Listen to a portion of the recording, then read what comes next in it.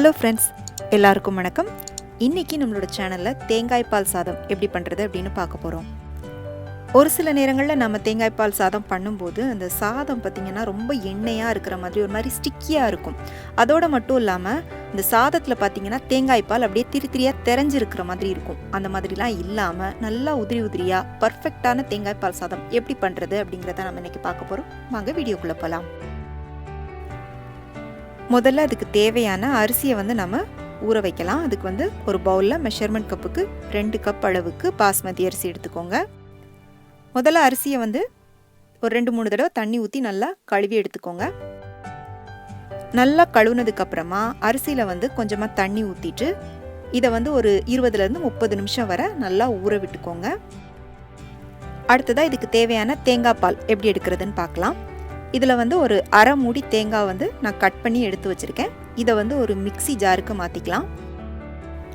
முதல்ல இந்த தேங்காயோட தண்ணி எதுவும் சேர்க்காம நல்லா கொஞ்சம் பூவாக துருவின மாதிரி இந்த மாதிரி அரைச்சி எடுத்துக்கோங்க.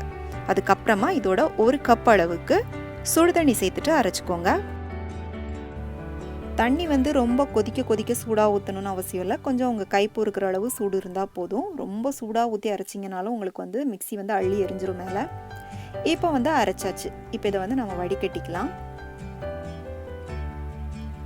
தேங்காயில் நீங்கள் சுடு தண்ணி ஊற்றி தேங்காய் பால் எடுக்கும்போது உங்களுக்கு நிறைய தேங்காய் பாலும் கிடைக்கும். அதே மாதிரி நல்லா திக்கான தேங்காய் பாலும் கிடைக்கும்.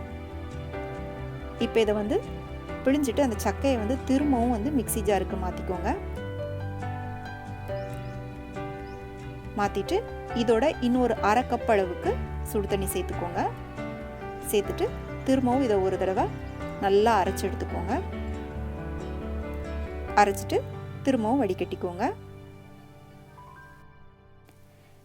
தண்ணி நீங்கள் எந்த கப்பில் அரிசி அளந்தீங்களோ அதே கப்லேயே அளந்து ஊற்றிக்கோங்க. இப்போ பார்த்தீங்கன்னா முதல்ல 1.5 கப் அளவுக்கு சுடு தண்ணி ஊற்றி நாம் தேங்காய் பால் எடுத்து வச்சுருக்கோம். இப்போ இதோட இன்னொரு 1.5 கப் அளவுக்கு நார்மலான தண்ணி ஊற்றிக்கலாம்.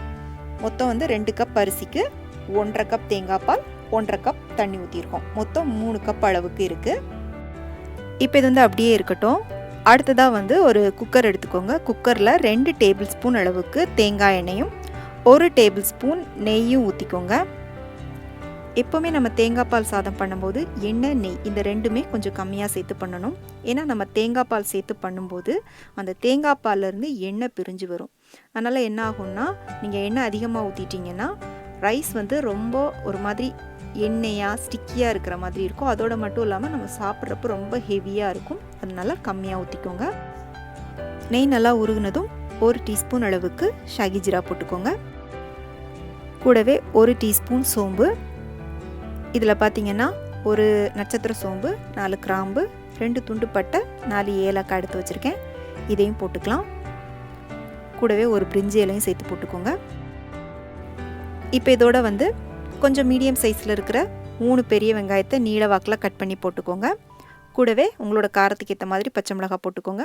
நான் 3 பச்சை மிளகாய் போட்டிருக்கேன். போட்டுட்டு கொஞ்சம் நல்லா வதக்கி விட்டுக்கோங்க. இதுக்கு பிரியாணிக்கு மாதிரி நல்லா ப்ரௌன் கலரில் வெங்காயம் வதங்கணும்னு அவசியம் இல்லை. கொஞ்சம் நல்லா இந்த மாதிரி கண்ணாடி பக்குவத்துக்கு வதங்கி வந்தால் போதும். இப்போ இதோட இஞ்சி பூண்டு விழுது 1 டேபிள் ஸ்பூன் அளவுக்கு சேர்த்துக்கலாம். இந்த இஞ்சி பூண்டு விழுதோட நான் ஒரு பச்சை மிளகாவும் சேர்த்து அரைச்சிருக்கேன். இஞ்சி பூண்டு சேர்த்துட்டு இஞ்சி பூண்டோட பச்சை வாசனை போகிற வரை கொஞ்சம் நல்லா வதக்கி விட்டுக்கோங்க. இஞ்சி பூண்டோட பச்சை வாசனை நல்லா மாறினதுக்கப்புறமா நல்லா பழுத்த தக்காளி, 1 தக்காளி கட் பண்ணி போட்டுக்கோங்க. இதுக்கு பார்த்திங்கன்னா தக்காளி ஆப்ஷனல் தான். உங்களுக்கு தேங்காய் பால் சாதம் நல்லா வெள்ளையாக வரணும் அப்படின்னா நீங்கள் தக்காளி சேர்க்காம கூட பண்ணலாம். இப்போ தக்காளி பார்த்திங்கன்னா கொஞ்சம் ஓரளவுக்கு நல்லா வதங்கிருச்சு. இந்த ஸ்டேஜில் இதோட நல்லா 1 கைப்பிடி அளவுக்கு புதினா போட்டுக்கோங்க. கூடவே கொஞ்சமாக மல்லித்தழையும் போட்டுக்கோங்க. போட்டுட்டு லைட்டாக ஒரு நிமிஷம் மட்டும் கொஞ்சம் நல்லா வதக்கி விட்டுக்கோங்க. வதக்கியாச்சு.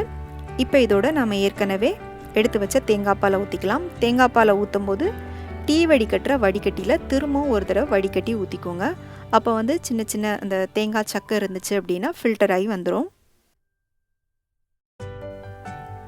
இப்போ தேவையான அளவுக்கு உப்பு சேர்த்துக்கோங்க. இப்போ இது வந்து நல்லா கொதிக்கட்டும். கொதிச்சதுக்கப்புறமா இதில் வந்து நம்ம அரிசியை போட்டுக்கலாம். எப்போவுமே தேங்காய் பால் சாதம் பண்ணும்போது ஃபுல்லாக தேங்காய் பாலாக ஊற்றி பண்ணாமல் இந்த மாதிரி பாதி அளவு தேங்காய் பால் பாதி அளவு தண்ணி ஊற்றி பண்ணிங்க அப்படின்னா சாதத்தில் வந்து தேங்காய் பால் திருத்தியாக தெரிஞ்சு இல்லாமல் நல்லாயிருக்கும். இப்போ இது வந்து நல்லா கொதிச்சிருச்சு. இப்போ நம்ம ஊற வச்ச அரிசியை வந்து இதோடு சேர்த்துக்கலாம்.